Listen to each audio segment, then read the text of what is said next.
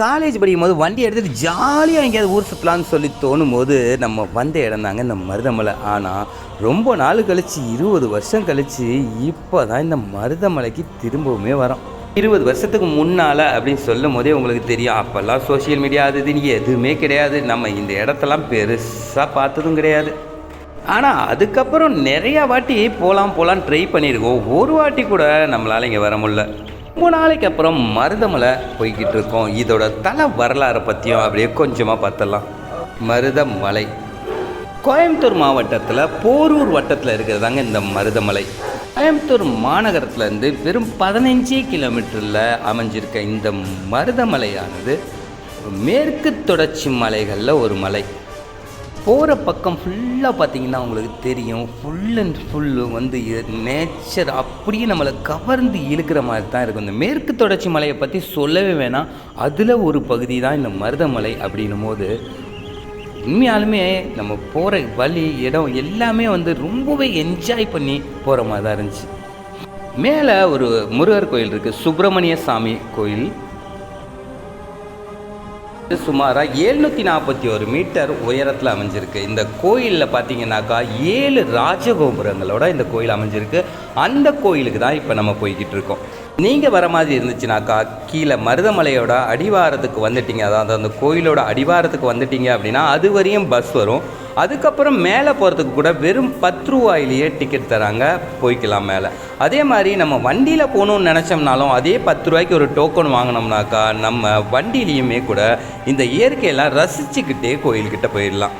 வீடியோவில் பார்க்கும்போதே உங்களுக்கு தெரியும் இந்த இடம் எவ்வளோ அழகாக இருக்குது, எந்த அளவுக்கு நல்ல வியூ பாயிண்ட்ஸ் எல்லாம் இருக்குதுன்னு. கண்டிப்பாக மிஸ் பண்ணாமல் போங்க.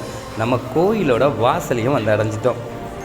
ஒரு விஷயத்த சொல்ல மறந்துட்டேன் பாருங்கள், பஸ் ஸ்டாண்டில் கீழே இருந்து படியும் இருக்குது இந்த கோயிலுக்கு வர்றதுக்கு.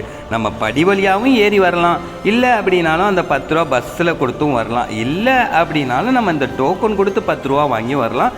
கீழே கோயிலுக்கு போகிற வரையுமே கீழே இருந்து படிகளும் இந்த கோயிலில் இருக்குது. மேலே வந்தவனவே ஒரு பைக்கு காருக்கெல்லாம் பார்க்கிங் இருக்குது. இங்கே எந்த காசுமே வாங்குறதில்ல, நம்ம ஃப்ரீயாகவே பார்க்கிங்கும் பண்ணிக்கலாம். அதே மாதிரி செப்பல் வாங்கி வைக்கிற இடத்துலையுமே எந்த ஒரு காசு வாங்குறதில்ல, டோக்கன் நம்ம கையில் கொடுத்துருவாங்க செப்பலை விட்டுட்டு போயிட்டோம்னா. முருகரோட 7 படை வீடுகளும் இங்கே இருக்குது. அதில் வந்து மருதமலையும் இருக்குது. இங்கே பாருங்கள், கீழேருந்து படிகள் வந்துட்டு இருக்குன்னு சொன்னோம் பார்த்தீங்களா, அந்த படியில் வந்தோம்னா நம்ம இந்த சைடில் தான் ஏறி போவோம். இதுக்கு முன்னால் நம்ம ஒரு வாட்டி படியிலையும் வந்திருக்கோம். படியில் போகிறதுமே வந்து ரொம்ப என்ஜாயபுளாக இருக்கும். இந்த கோயிலுக்கு வர்றது பஸ்ஸில் வந்தாலும் சரி, இந்த படி வழியாக கீழேருந்து வந்தாலும் சரி, இல்லை வண்டியில் வந்தீங்கனாலும் சரி, ஒவ்வொன்றுமே ஒரு புது எக்ஸ்பீரியன்ஸை தான் நமக்கு தரும். கோயிலுக்கு உள்ளே நுழையும் போதே வந்து தான் தோன்றி விநாயகர் ஒருத்தர் இருப்பார். அந்த விநாயகருக்கு அதுக்கு முன்னாலேயே டோக்கனு அதெல்லாம் தருவாங்க பூஜை செய்கிறதுக்கு. அதை வாங்கிட்டு போனோம்னாக்கா தானால் தோன்றின ஒரு விநாயகர் இருக்கார். அந்த கோயில் தான் இந்த மருதமலையோட கீழே வந்து முதல்ல தம்பியான முருகரை பார்க்குறதுக்கு போகிறதுக்கு முன்னாலே அண்ணனான விநாயகரை நம்ம பார்த்துட்டு போயிடலாம். தான் நம்ம வண்டியில் வந்தாலும் சரி, பஸ்ஸில் வந்தாலும் சரி, படி வழியாக வந்தோம்னாலும் சரி, இந்த இடத்துல கொஞ்சம் தூரம் நம்ம படி ஏறி போகிற மாதிரி தான் இருக்கும். இந்த இடத்துல படி இருக்கு பாருங்கள், இதை ஏறி போகிறது அப்படின்றது நமக்கு பெருசாக ஒன்றுமே தெரியாது. ரொம்ப ஜாலியாக என்ஜாய் பண்ணி போகிற மாதிரி தான் இருக்கும். இந்த சைடில் பார்த்தோம் அப்படின்னா இடர்பாடுகளோட ஏதோ ஒன்று இருக்குது. என்ன அப்படின்னு சொல்லி தெரியல. இங்கே என்ன இருந்துச்சு அப்படின்னு எனக்கும் பெருசாக ஞாபகம் இல்லை. ஆனால் மரங்களெல்லாம் பார்த்தீங்க அப்படின்னா சில சைடு பட்டு போய் சில சைடு பச்சையாகவுமே நல்லாவுமே இருக்குது. நான் முதல்ல 20 வருஷத்துக்கு முன்னால் வந்தேன்னு சொல்ல பார்த்தீங்களா, அப்போ இருந்ததுக்கும் இப்போக்கும் நிறைய விஷயங்களை சீரமைச்சிருக்காங்க. நிறைய விஷயங்கள் வந்து பார்த்திங்க அப்படின்னா நம்மளுக்கு வசதிக்கு ஏற்ற மாதிரி நிறைய விஷயத்த மாற்றியும் செஞ்சுருக்காங்க. சொல்லும் போதே உங்களுக்கு புரியும்னு நினைக்கிறேன். நம்ம வசதிக்கும் சில விஷயத்த மாற்றி அமைச்சிருக்காங்க. சில விஷயங்கள் மேலே போனால் உங்களுக்கே தெரியும், நிறைய விஷயங்களை மாற்றியும் அமைச்சிருக்காங்க. வந்து பார்த்திங்கன்னா விநாயகர் சிலை இருக்கும், விநாயகர் கோயில் இருக்குன்னு சொன்னால் அதுக்கு அர்ச்சனை சீட்டெல்லாம் வாங்குறதுக்கு இங்கே ரைட் சைடில் ஒரு இடம் இருக்குது. அதை வாங்கிட்டு நேராக பார்த்தோம் அப்படின்னு சொல்லி பார்த்தீங்க அப்படின்னா இந்த மண்டபத்துக்குள்ளேயே வந்து நம்ம விநாயகரோட சன்னதி இருக்குது. இந்த இடத்த தான் வந்து இந்த தான் தோன்றி விநாயகர் அப்படின்னு சொல்கிறாங்க. தானாக தோன்றின விநாயகர் இந்த இடத்துல அப்படின்னு சொல்கிறாங்க. அந்த இடத்துல தான் இப்போ நம்ம இருக்கோம். பல படிநிலைகளை தாண்டி கோயிலோட உச்சிக்கு வந்துட்டோம். இந்த இடத்துல பார்த்தோம் அப்படின்னாக்கா ஏதோ வேலைங்க நடந்துக்கிட்டு இருக்கு. இப்போ இந்த கோயிலோட இடது பக்கம் பார்த்தீங்க அப்படின்னாக்கா ஒரு கேட் இருக்கும். அந்த இடம் தான் வந்து பார்த்தீங்கன்னா பாம்பாட்டி சித்தர் குகை கோயில் செல்லும் வழி அப்படின்னு சொல்லி போட்டிருக்கோம். இந்த பாம்பாட்டி சித்தர் அப்படின்றது ஒரு யாருனாக்கா இந்த 18 சித்தர்களில் ஒருவராக இருக்கிறவர் தான் இந்த பாம்பாட்டி சித்தர். அவர் வந்து இந்த இடத்துல இந்த லெஃப்ட் சைடில் கீழே இறங்கி போகிற பாதை அது ரொம்பவே த்ரில்லிங்காக ரொம்ப காட்டுப்பாதையாக தான் இருக்கும். அந்த வழியாக போனோம்னா அந்த இடத்துல ஒரு குகை கோயில் இருக்கும். அந்த கோயிலில் தான் பாம்பாட்டி சித்தர் வந்து தவம் இருந்திருக்காரு. பாம்பாட்டி சித்தர் இருந்த இடத்த குகை கோயிலை போகலான்னு பார்த்தா இந்த இடத்துல ஏதோ ஒரு அறிவிப்பு பலகை இருக்குது. ஏதோ பராமரிப்பு பணி நடந்து கொண்டிருப்பதால் உள்ளே வந்து அனுமதி இல்லைன்னு சொல்லி போட்டிருக்காங்க. பாம்பாட்டி சித்தர் குகை கோயில் செல்லும் வழின்னு சொல்லி போட்டிருக்கு. இந்த இடத்துல ஆக்சுவலாக பார்த்தீங்கன்னா பாம்பாட்டி சித்தர் வந்து தவம் செய்த குகை அந்த இடத்துல இருக்குது. அந்த இடத்துக்கு போனோம் அப்படின்னா நம்ம தவம் செய்கிறதுக்கான இடம் அமைப்பு அப்படின்றது நிறையா இருக்கும். சரி, நம்ம அப்படியே கோயிலுக்குள்ளே போக ஆரம்பிக்கலாம். நிறைய மக்கள் இந்த இடத்துக்கு வந்துட்டு போகிறாங்க. ஒரு நாள் வந்து பார்த்தீங்க அப்படின்னாக்கா எப்படி பார்த்தாலும் கோயிலுக்குள்ளே ஒரு 500-600 பேருக்கு மேலே இருப்பாங்க. இந்த கம்பி வளையங்களெல்லாம் பார்த்தாலே தெரியும் உங்களுக்கு. கோயிலுக்குள்ளே நம்ம அடிச்சுக்கிடிச்சிட்டு போவோமோ முறைப்படி அந்த கம்பி வேலிக்குள்ளே போகிற மாதிரி தான் எல்லாமே அமைச்சிருக்காங்க. அந்த பேரிகார்ட்ஸ் வச்சு ரொம்பவே முறைப்படி தான் இந்த இடத்துல எல்லா விஷயத்தையுமே பண்ணிக்கிட்டு இருக்காங்க. அதே மாதிரி வந்து பார்த்தீங்க அப்படின்னாக்கா நம்ம டோக்கன் வாங்கணும். இந்த சாமிக்கு பூஜை கொடுக்கறதுக்கு அதுக்கு எதுக்கு டோக்கன் வாங்கணும்னாக்கா அதுக்கும் இந்த இடத்துல ஒரு டோக்கன் சென்டர் இருக்குது. இந்த வழியாக தான் நமக்கு போகிறோம். இந்த கோயிலுக்கு வந்து நீங்கள் ஏதாவது பூஜை கொடுக்கணும் ஏதாவது பண்ணணும் அப்படின்னா இந்த இடத்துல நீங்கள் சிறப்பு டோக்கனும் வாங்கிக்கலாம். அதே மாதிரி பார்த்தோம் அப்படின்னா சிறப்பு தரிசனத்துக்கான தனி டோக்கனும் இந்த இடத்துல இருக்குது. அப்படி இல்லை அப்படின்னா நம்ம வீடியோக்காக வந்திருக்கோம், சிறப்பு தரிசனமெல்லாம் இல்லாமல் நம்ம ஸ்ட்ரெயிட்டாகவே எத்தனை மக்கள் எந்தெந்த சைடு போகிறாங்களோ அந்த சைடு நம்மளும் போக ஆரம்பிச்சிடலாம். இன்றைக்கி நம்ம வந்திருக்கிறது ஒரு 2:30 அப்படின்றனால பார்த்தோம் அப்படின்னா பெரிய அளவில் இந்த கோயிலில் வந்து கும்பல் அப்படின்றது இல்லை. ஏன்னாக்கா நமக்கு பார்த்தோம் அப்படின்னாக்கா கோயில்கள் அப்படின்னாலே காலையிலையும் மாலைகள்லேயும் தான் வந்து அதிகமான கூட்டமே இருக்கும். இந்த 2 மணி அப்படின்றது வந்து பார்த்தோம் அப்படின்னாக்கா அன்டைம் தான். அந்த டைம்லேயே பார்த்தீங்க அப்படின்னாக்கா கொஞ்சம் ஆட்கள், அதாவது வழியில் நம்ம போகிற இடங்கள்லாமே வந்து ஆட்கள் அந்த லைனில் போயிட்டுருக்கிறத நம்மளால் பார்க்க முடியும். முருகப்பெருமானோட 7 படை வீடுகளில் ஒன்றான இந்த மருதமலை முற்காலத்தில் கொங்கு வேட்டுவ கவுடர் மன்னர்களால் கட்டப்பட்டு பராமரிக்கப்பட்டு வந்திருக்கு. இப்போ இந்த கோயில் தமிழ்நாட்டு இந்து சமய அறநிலைத்துறையோட கட்டுப்பாட்டில் இருக்குது. நடுவில் விஜயநகர பேரரசாலையும் கொங்கு சிற்றரசர்களாலையுமே இந்த கோயிலானது திருப்பணி செய்யப்பட்டிருக்கு. இந்த கோயிலில் இருக்க மூலவரை பாம்பாட்டி சித்தர் தான் பிரதிஷ்டை செஞ்சிருக்காரு. இந்த கோயிலோட மிகப்பெரிய சிறப்பம்சம் என்ன இன்னொன்றுனாக்கா பஞ்சவிருட்ச மரம் இந்த இடத்துல ஒன்று இருக்குது. இந்த கோயிலில் விநாயகர் சிலைக்கு பின்னால் 5 மரங்களும் ஒன்றா இணைஞ்சு பின்னி பிணைஞ்சிருக்கிறது தான் அந்த பஞ்சவிருட்ச மரம். இந்த பஞ்சவிருட்ச மரம் அப்படின்றது நிறையா பேர்த்துக்கு தெரிஞ்சிருக்கும்னு நினைக்கிறேன். இந்த பஞ்சவிருட்ச மரத்தில் என்ன பண்ணுவாங்க அப்படின்னா இந்த குழந்தை இல்லாத பெண்களெல்லாம் வந்து பார்த்தோம்னா தொட்டில் கட்டி அவங்களுக்கு பிள்ளை வரம் அப்படின்றத கேட்பாங்க. அப்படிப்பட்ட ஒரு பஞ்சவிருட்ச மரம் இந்த கோயிலில் இருக்க விநாயகர் சிலைக்கு பின்னால் ரொம்ப பழமையான மரங்களாக அமைஞ்சிருக்கு. பாம்பாட்டி சித்தரை பற்றி இன்னொரு இன்ட்ரெஸ்டிங்கான விஷயம் நமக்கு தெரிஞ்சிச்சு, அதையும் சொல்கிறேன் கேளுங்க. பாம்பாட்டி சித்தர் இதை பேரை கேட்கும்போது என்ன இது ஒரு பாம்பாட்டி சித்தர்னு சொல்கிறாங்களே, அவர் என்ன பண்ணுவார் அப்படின்னு சொல்லி நிறைய பேர்த்துக்கு கேள்வி வரலாம். நானுமே இந்த மாதிரி தான் நினச்சிக்கிட்டு இருந்தேன். பாம்பாட்டி சித்தர் அப்படின்னா இவர் வந்து பார்த்தீங்க அப்படின்னா 18 சித்தர்களில் ஒருத்தர். இவர் வந்து தமிழில் மூலிகைகள், நம்ம தமிழ்நாட்டில் கிடைக்கிற மூலிகைகளை நிறையா விஷயங்களை ஆராய்ச்சி பண்ணியிருக்காரு. ஆராய்ச்சி மீன்ஸ் நிறைய தேடி மூலிகைகளை பயன்படுத்தியிருக்காரு. அப்படி இவர் ஸ்பெஷலாக என்னன்னு சொல்லி பார்த்தோம்னா இந்த விஷக்கடிகளுக்கான மூலிகைகளை நிறைய தேடியிருக்காரு. அப்போ அந்த விஷக்கடிகளுக்கு விஷத்தை முறிக்கிற மூலிகைகளை தேடும்போது இந்த பாம்பு கடிக்கான மூலிகை அப்படின்றத இவர் கண்டுபிடிச்சிருக்காரு. கொடிய விஷம் உள்ள பாம்பு கடித்தாலும் சரி இந்த பாம்பாட்டி சித்தர்கிட்ட மருந்து கிடைக்கும். அதனால் வந்து அவர்கிட்ட போய் அந்த மருந்து சாப்பிட்றவங்க அவங்கள வந்து பாம்பாட்டி சித்தர் அப்படின்னு அழைச்சிட்டாங்க. அதனால தான் அவர் பாம்பாட்டி சித்தர்னே அழைக்கப்பட்டார். இந்த பாம்பாட்டி சித்தர் எப்படி மருதமலைக்கு வந்தார், அந்த மூலவர் சிலையை எப்படி செஞ்சார் அப்படின்றதுக்கான இன்ட்ரெஸ்டிங்கான ஒரு ஸ்டோரி இருக்குது, அதையும் பார்க்கலாம். பாம்பாட்டி சித்தர் விஷம் முறிக்கிற இலைகள்லாம் வச்சுருப்பார். இவர் நிறையா மூலிகைகள்லாம் பாம்புக்கான மூலிகைகள் வச்சுருக்காருன்னு சொல்லி மருதமலைக்கு அடிவாரத்தில் தெரிஞ்ச சில பேர் இவர்கிட்ட போய் சொல்கிறாங்க, இந்த மருதமலைக்கு மேலே ஒரு மிகப்பெரிய நாகம் ஒன்று இருக்குது, அந்த நாகத்துக்கிட்ட மிகப்பெரிய ஒரு ரத்தினம் ஒன்று இருக்குது அப்படின்னு சொல்லியிருக்காங்க. அதுக்காக அவர் என்ன பண்ணியிருக்காரு அப்படின்னாக்கா, அந்த மலையை ஏற ஆரம்பிக்கிறாரு. கொஞ்சம் கொஞ்சமாக அவரும் ஏறி மேலே போகிறாரு. அந்த மலையோட உச்சியில் போய் அவரும் இந்த ரத்தினங்கள் இருக்க பாம்பை தேட ஆரம்பிக்கிறாரு. அவர் மருதமலைக்கு மேலே ஏறி ரொம்ப நாளாச்சு. அந்த பாம்பை அவர் தேடிக்கிட்டு தான் இருக்கார். அவரால் கண்டுபிடிக்க முடியல. ஒரு நாள் திடீர்னு அவர் தேடிக்கிட்டு இருக்கும்போது ஒரு மிகப்பெரிய சிரிப்பொலி ஒன்று கேட்குறாரு. யாரா அது சிரிக்கிறது அப்படின்னு சொல்லி திரும்பி பார்க்கும்போது ஜாட்டை முனி அப்படின்றவர் நின்றுருக்காரு.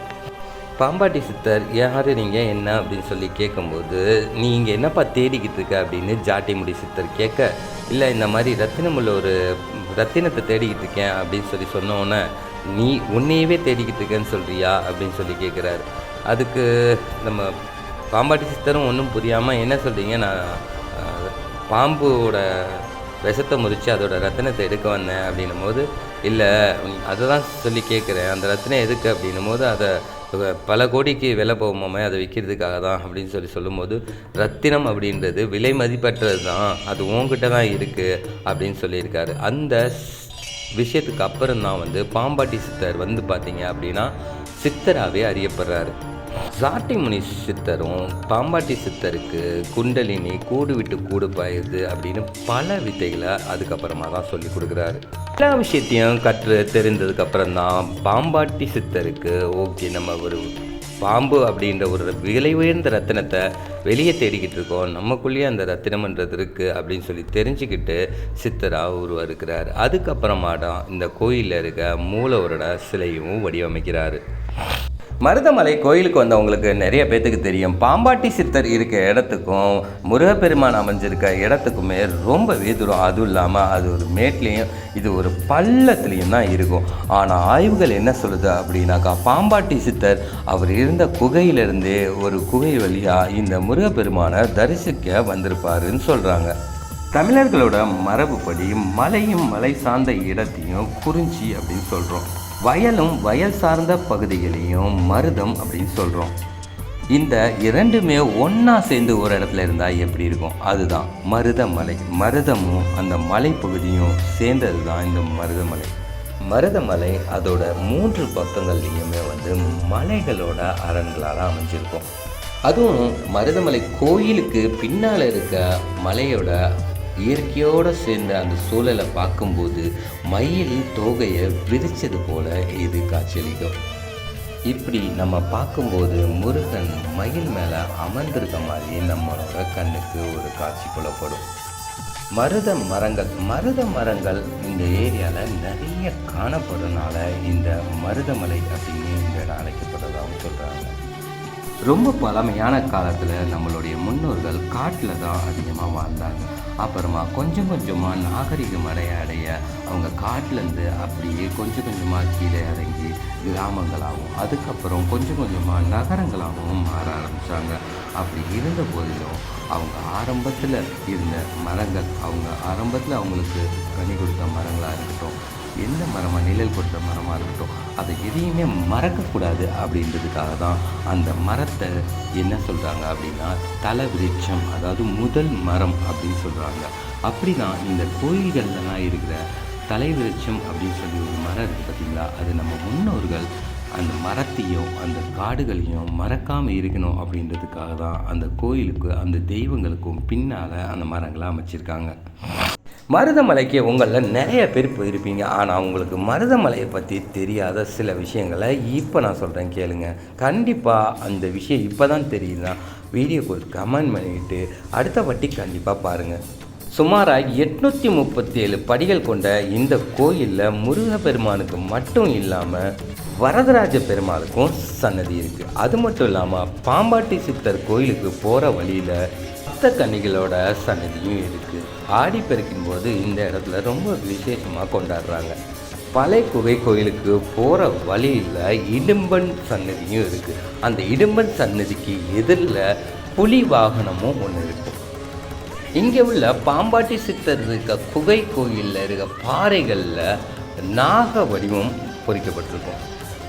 இந்த நாகத்தின் வடிவிலேயே முருகன் பாம்பாட்டி சித்தருக்கு காட்சி அளித்ததா அந்த நாகத்தை முருகனாகவே நினச்சி வழிபடுறாங்க. இந்த குகையில் ஒரு பீடம் போன்ற ஒரு அமைப்பு இருக்கும். அதுக்கு பின்புறமாக 3 சிற்பங்கள் இருக்குது. அதில் ஒன்று பார்த்தீங்க அப்படின்னா சிவன், இன்னொன்று அம்பிகை, இன்னொன்று கணபதி அப்படின்னு சொல்லப்படுது. எல்லா கோயில்கள்லேயுமே சிவன் பார்வதிக்கு நடுவில் முருகன் மட்டும்தான் இருப்பார். இந்த கோயிலில் மட்டும்தான் பார்த்தோம்னாக்கா தலைக்கடவுள் அப்படின்ற ஒரு முருகனாக இருக்கனால இந்த கோயிலில் சிவன் பார்வதிக்கு நடுவில் விநாயகர் இருப்பார். முருகன் அமைஞ்சிருக்க மற்ற குன்று கோயில்களுக்கும் இந்த கோயிலுக்கும் மிகப்பெரிய ஒரு வித்தியாசம் இருக்குது. என்னன்னு சொல்லி பார்த்தோம்னா எந்த கோயில்லையுமே தேரோட்டம் அப்படின்னு இருக்காது. தங்கத்தேர் அப்படின்ற சின்ன தேர் மட்டும்தான் சுற்றி வரும். ஆனால் முருகன் இருக்க மருதமலையில் மட்டும்தான் தேரோட்டம் அப்படின்றது நடைபெறுது. இங்கே அமைக்கப்படுற தேர் பார்த்திங்கன்னா 20 அடி உயரமும் 12 அடி அகலமும் 10 டன் வெயிட்டும் கொண்டதாக இருக்கும். மலை கோயில்களில் இப்படி ஒரு தேரா அப்படின்னு சொல்லி கண்டிப்பாக உங்களுக்கு வியப்பாக இருக்குல்ல. கண்டிப்பாக அடுத்த வாட்டி மருதமலையில் எப்போ தேர் அப்படின்னு சொல்லி தெரிஞ்சால் கண்டிப்பாக போய் மிஸ் பண்ணாமல் பார்த்துருங்க. மருதமலை கோயில் காலையில் 5:30 மணிக்கு திறந்தாங்க அப்படின்னாக்கா 1 மணி வரையும் உங்களுக்கு வழிபாட்டுக்கான நேரம் இருக்கும். அதுக்கப்புறமா 2 மணிக்கு திறந்தாங்க அப்படின்னா 8:30 வரையுமே உங்களுக்கு வழிபாட்டுக்கான நேரம் இருக்குது. நீங்கள் எந்த டைம் வேணால் நீங்கள் ஃப்ரீயான டைமில் இந்த கோயிலுக்கு போயிட்டு வரலாம். அது மட்டும் இல்லாமல் ஒரு கோயிலுக்கு போனோம் அப்படின்ற ஃபீலை தாண்டி ஒரு அருமையான ஒரு ட்ரெக்கிங் போனோம் அப்படின்ற ஃபீல் உங்களுக்கு கிடைக்கணும். மன அமைதி கண்டிப்பாக நம்ம ஒரு கோயிலுக்கு போனால் இருக்கணும்னா கோயம்புத்தூரில் இருக்கவங்க இந்த கோயிலுக்கு கண்டிப்பாக போயிட்டு வாங்க. ரொம்பவே நல்லாயிருக்கும்.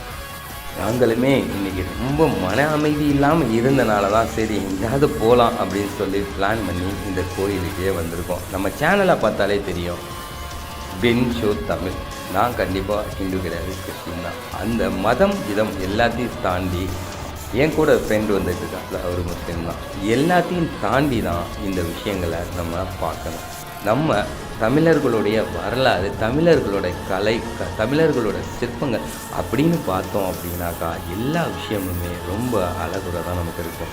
நம்ம போடுற காணொளிகள் எதுவுமே மத அடிப்படையில் இருக்காது. அதே மாதிரி நம்மளோட தமிழர்களுடைய எல்லா சிற்பங்கள், கலைகள், கோயில்கள் எல்லாத்தையுமே நீங்கள் மத ரீதியாக பார்க்காம கலையாகவும் நம்மளோட வரலாறாகவும் பார்த்தோம் அப்படின்னாக்கா எல்லாமே ஒரு வியப்பின் உச்சத்தை தான் நமக்கு தரும்.